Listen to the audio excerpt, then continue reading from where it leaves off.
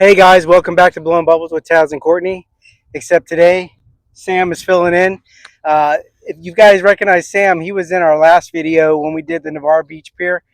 Sam is a huge volunteer with the science station, so he's out here with us today. I told him about it. He's like, man, I want to do that. Are you Yeah. ready for this? Yeah, I've never been over in St. Andrews. I've always heard good things about it. So, I mean, this was a perfect opportunity to come by and help out the environment, maybe leave it prettier than when we arrived. Oh yeah, for sure. There's a ton out there, so we're gonna get after it. So today we're on Steel Slinger. We're back out with Panama City diving. Captain Pat's gonna be driving us again today. We'll talk to him later, but we're ready to get after it and do some cleanup. We'll see you out there. Yep.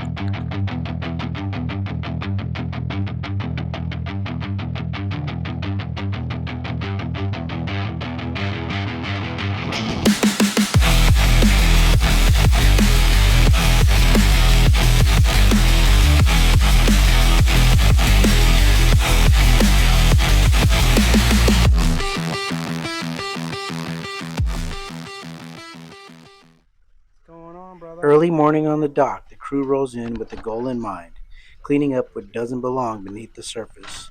Gear gets unloaded, tanks are checked, and lines are prepped. There's a rhythm to it all, each diver knowing their role, moving with purpose. It's more than just getting ready for a dive, it's preparing to make a difference. Those of you that haven't been here before, I'm going to just kind of go over the game plan for what we're doing. Except where we're going, most divers don't get there. So we're going to the most heavily fished spot, which has the most monofilament. It's the furthest away from land. It's the furthest away. So that's why Pat's agreed to take us on his boat, drop us right on the spot. Okay, so you'll see we've got zookeepers. You can't kill any fish out here. This is for debris only. There should be enough keepers that you can swim back to the boat, hand one up, get another one, go back down. You guys can spread out. You don't have to work right next to each other. There is a ton of monofilament that you can get. And you guys are going to see what I'm talking about when you get down there. If something cool comes by and checks you out, take a minute to enjoy it because you're not going to see much because we're just working, right? But if a Goliath comes over and checks you out, take a look at him, take a mental snapshot, and then continue to cut because we really are here just to clean up. Any questions from the guys that haven't been here before? No question is a dumb question. So I do have keepers. Make sure you get a pair of shears. Keep those shears with you. Please don't lose those shears. This equipment is donated by the Navarre Beach Marine Science Station from Lionfish, Zookeeper. Ooh, ooh. We just want to make sure they get their equipment back or they're not going to let us borrow it again. Sound good? All right, perfect. Guys, before we get off the dock, I want to go over some safety gear and just some general processes. This is different than a normal dive charter today, right? Start with, for those of you that don't know me, I'm Pat. I'm driving us around. John Henry over here is our boat crew. He's been with us 1,000 times, so he's going to help me with the boat operation topside and do some cool stuff in the water with y'all. We're going to get out to the jetties, and like Taz was saying earlier, we're going to be anchored up in an area that's very remote and hard to reach from land, and it also happens to coincide with most of the fishing activity. So there's a lot of monofilament on the rocks, but that mono has weights and hooks and fish and growth and slime and stuff. So I want you guys to be very careful as you're removing it. The biggest primary concerns there is that, one, you entangle yourself in something you can't cut your way out. That's also a big no-no. We're not supposed to have the boat on the rocks. Topside and just doing the rest of our stuff, things you should think about. Our O2 kit is mounted right there to the wall. Fire suppression is right here on these walls. There's another up on the bridge with me. We've got a first aid kit in the cabin. It's in a white plastic Life case. Raft is over our head here. We're going to be about 50 feet from the beach, so hopefully we don't need the rafts, but that's where it is. There's also As the boat pushes off and heads towards the jetty, the energy on board starts to build. You can feel it. Conversations buzzing about the dive, past cleanups, and what might be waiting below. Everyone knows why they're here. These waters may look calm from the surface, but beneath it, years of debris have taken hold. Today is about changing that. It's about protecting marine life, restoring the environment, and leaving the ocean better than we found it. The closer we get and more focused it becomes, because this isn't just a dive, it's a mission.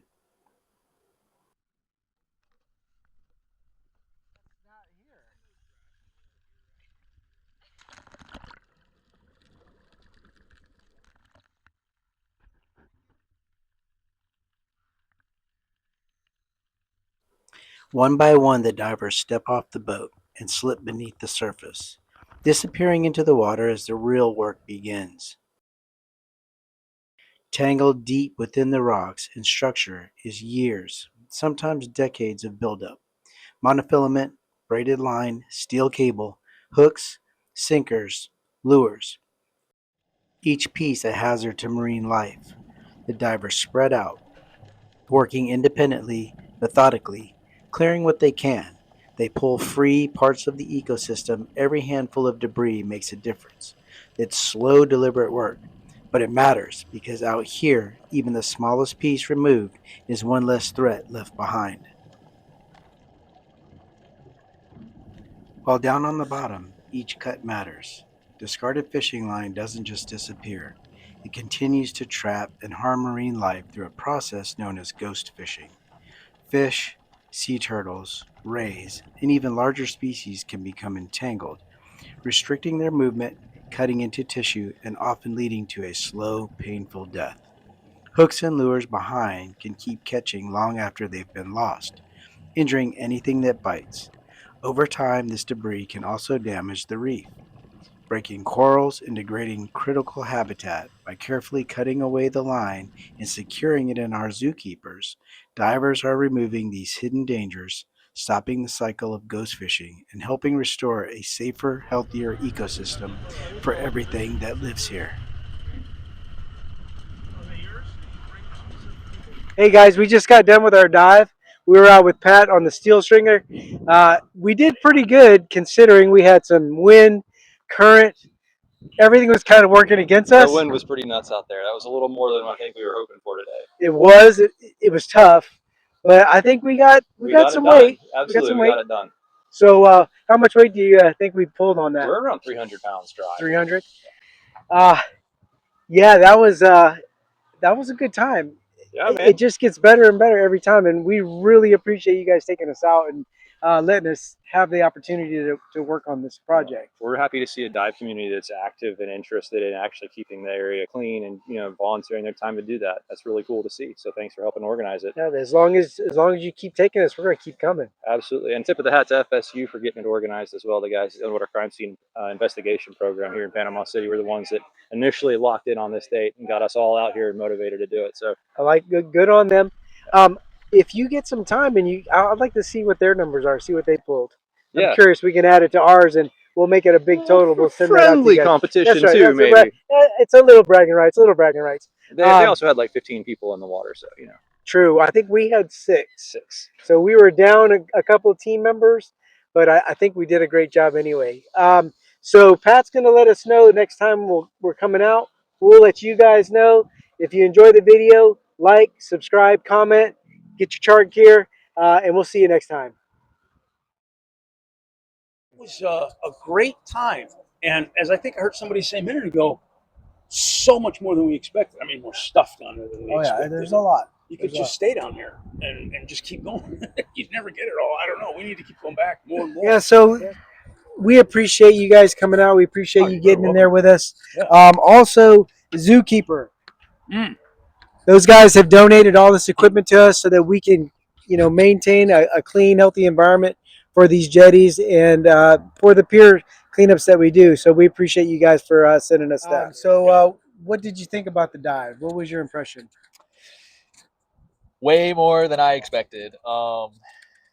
Just going through it, just probably could spend days down there if I could, just ripping all of it out. Comparing from the previous dives I've done with the pier and how we only collected half a bucket, that was crazy with all that stuff there. So The monofilament. So there's so much. I saw rope down there, old fishing rods that are just thrown in there.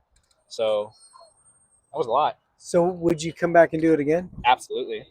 I mean, just like the section I was working, looking at it and having like a big net of line going all across the rocks, and then I just stayed there and cleaned it. And I'm like, oh, there's actually sand under here. Yeah. Like that feeling's really good.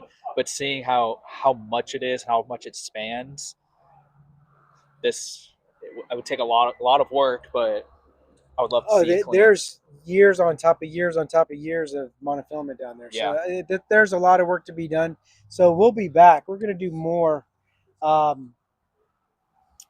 So we're always needing volunteers for this particular dive. So if you want to do this one, hit me up in the comments and we'll get you out here if you want to come. Excellent dive. St. Andrews Jetty is beautiful. A super diverse ecosystems.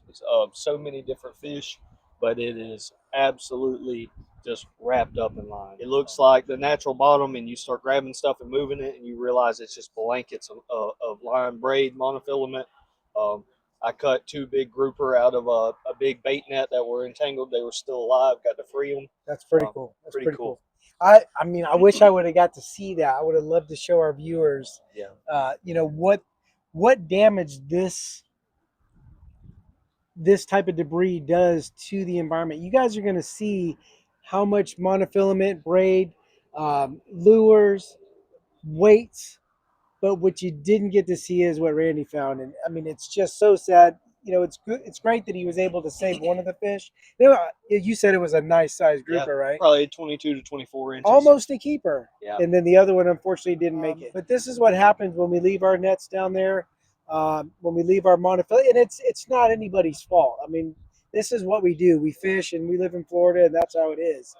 But if we can get out there and we can clean this stuff up on a more consistent, a more regular basis, maybe we don't have the loss that we had. Yeah, the right? impact. So Yeah. I appreciate you coming out, man. It was fun. Yeah, man, I truly enjoyed it. Can't wait to come back and do another dive there. Hopefully the conditions will be a little bit better and we'll get to spend some more time in the water. But it was a beautiful dive and an excellent place.